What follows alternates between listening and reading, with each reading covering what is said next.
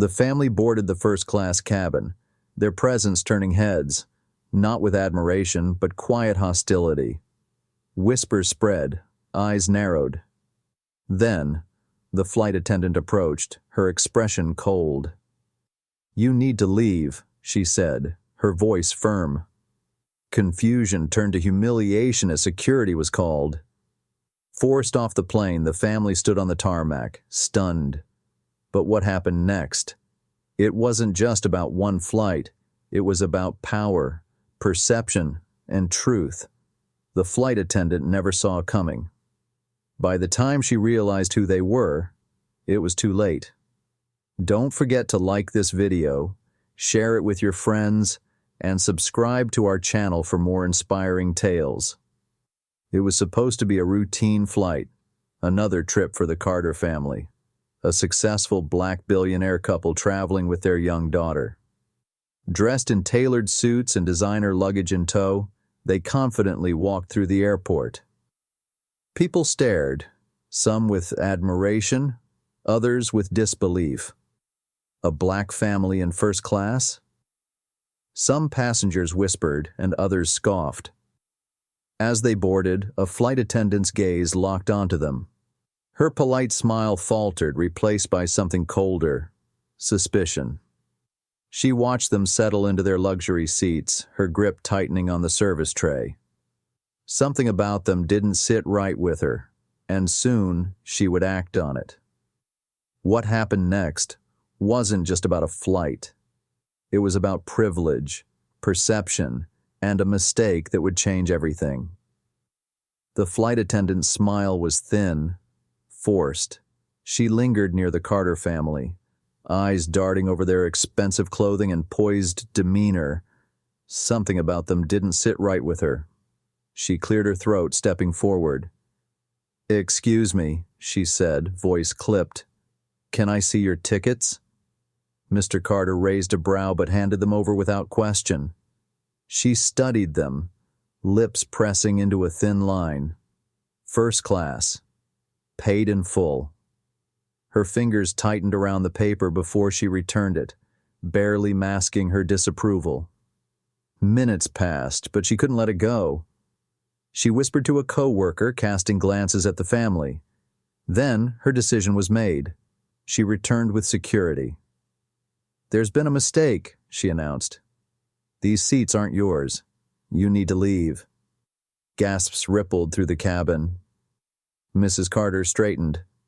"Excuse me?" "These seats were double booked," the flight attendant lied, crossing her arms. "You'll have to exit the plane." Mr. Carter let out a slow breath. "We purchased these seats months ago." The security officer shifted uncomfortably, but the flight attendant stood firm. "Sir, if you don't leave, we'll have no choice but to remove you." Tension crackled in the air. Other passengers averted their gazes, some pretending not to hear, others watching with poorly concealed curiosity. Mrs. Carter's grip tightened on her daughter's hand.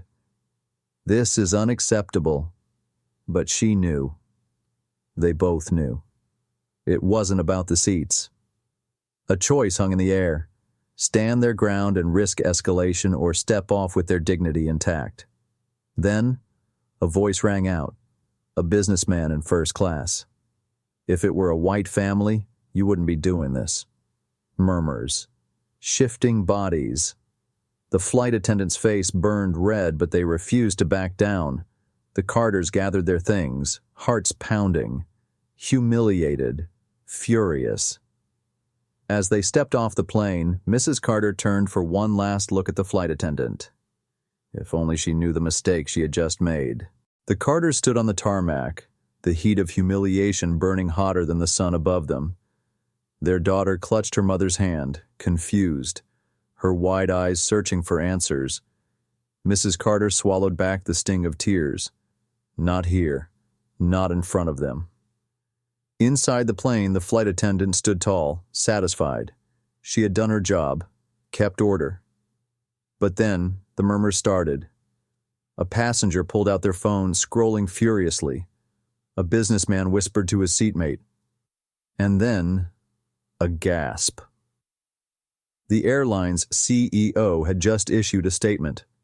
Because, as it turned out, the Carters weren't just passengers, they were the airline's owners. Word spread like wildfire. Crew members stiffened, exchanging frantic glances. The flight attendant's smirk faltered. Passengers whispered louder now. Someone called her name, panic lacing their voice. Then, her phone buzzed. A message from corporate. One line that sent ice through her veins. "You just kicked out the wrong family."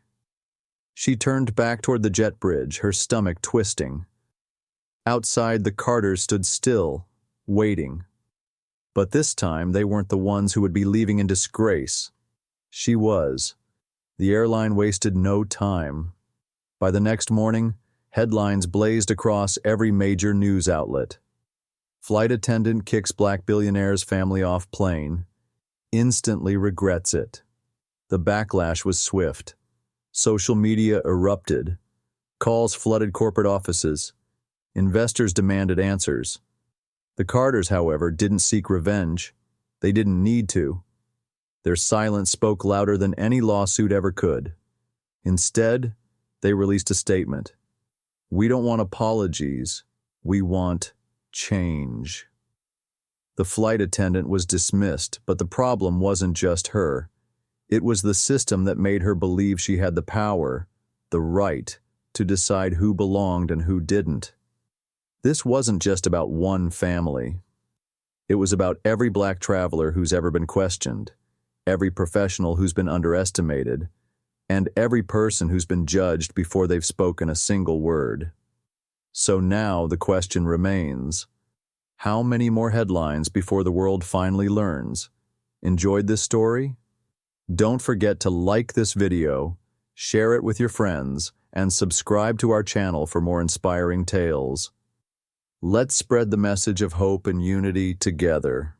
Thanks, and take care.